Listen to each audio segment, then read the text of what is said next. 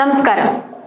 കാനഡയിൽ സ്ഥിരതാമസമാക്കിയ പ്രവാസികൾക്ക് തങ്ങളുടെ മാതാപിതാക്കളെയും മുത്തശ്ശന്മാരെയും കൂടെ കൂട്ടാനുള്ള സ്വപ്നങ്ങൾക്ക് 2026 വലിയൊരു തിരിച്ചടിയാണ് ലഭിച്ചിരിക്കുന്നത്.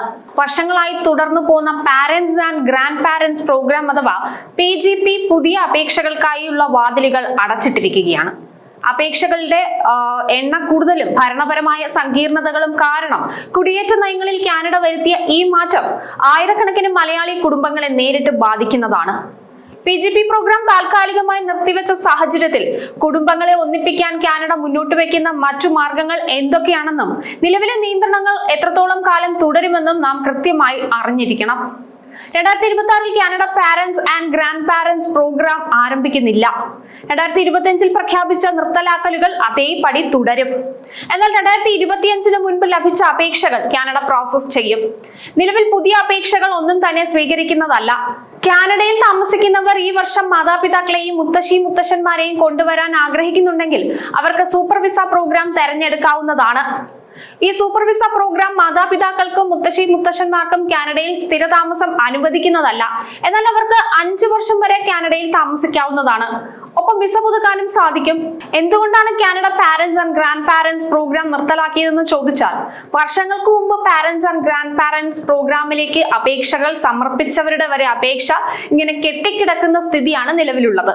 2023 അവസാനത്തോടെ ലഭിച്ച അപേക്ഷകളിൽ 40,000-ത്തിലധികം അപേക്ഷകൾ ഇപ്പോഴും കെട്ടിക്കിടക്കുന്നുണ്ട്.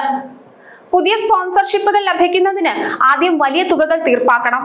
മാതാപിതാക്കളെ കൊണ്ടുവരാൻ ആഗ്രഹിക്കുന്ന സ്പോൺസർമാരുടെ വാർഷിക വരുമാന പരിധി 2026 പുതുക്കി നിശ്ചയിച്ചിട്ടുണ്ട്. കുടുംബത്തിലെ അംഗസംഖ്യ അനുസരിച്ച് ഈ തുകയിൽ വ്യത്യാസം വരും. ആ കാരണം കൊണ്ട് 2025 ഈ പ്രോഗ്രാം നിർത്തിവെക്കുകയായിരുന്നു. 2026 ഇത് തുടരുമെന്നാണ് റിപ്പോർട്ടുകളിൽ പറയുന്നത്. 2025 ജനുവരി 1 നിർത്തലാക്കിയതിനു ശേഷം 2020 പാരന്റ്സിനെ കൊണ്ടുവരാൻ അപേക്ഷ സമർപ്പിച്ച സ്പോൺസർമാരെ 2025 ഇൻടേക്കിലേക്ക് അപേക്ഷിക്കാൻ ക്ഷണിച്ചിരുന്നു. ഇത് ജൂലൈ 28 ആരംഭിച്ച് ഒക്ടോബർ 9 അവസാനിച്ചു.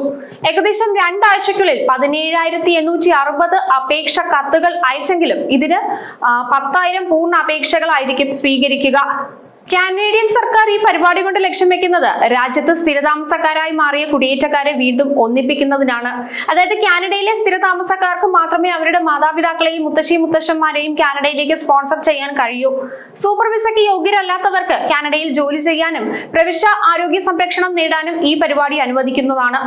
പുതിയ വർഷത്തിൽ കാനഡയിലെ പുതിയ സ്ഥിരതാമസക്കാരുടെ എണ്ണം കഴിഞ്ഞ വർഷത്തേക്കാൾ 4% കുറയ്ക്കാനാണ് സർക്കാർ പദ്ധതിയിടുന്നത്. 2026 ആകെ 3,86,000 പേർക്ക് മാത്രമേ സ്ഥിരതാമസ പദവി അനുവദിക്കൂ എന്നാണ് റിപ്പോർട്ടുകൾ.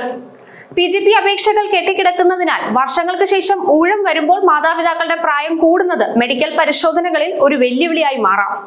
ഇത് പല അപേക്ഷകളും അവസാന നിമിഷം നിരസിക്കപ്പെടാനും കാരണമാവും.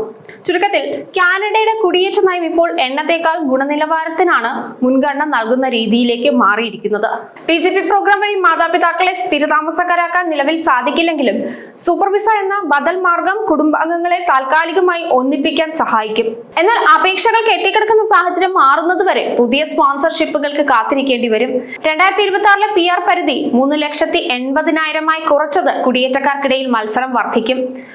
അതിനാൽ നിയമപരമായ മാറ്റങ്ങൾ കൃത്യമായി നിരീക്ഷിച്ചും സാമ്പത്തിക ഭദ്രത ഉറപ്പുവരുത്തിയും വേണം മാതാപിതാക്കളുടെ കാനഡ യാത്രക്കായി പ്രവാസികൾ തയ്യാറെടുപ്പ് നടത്താൻ.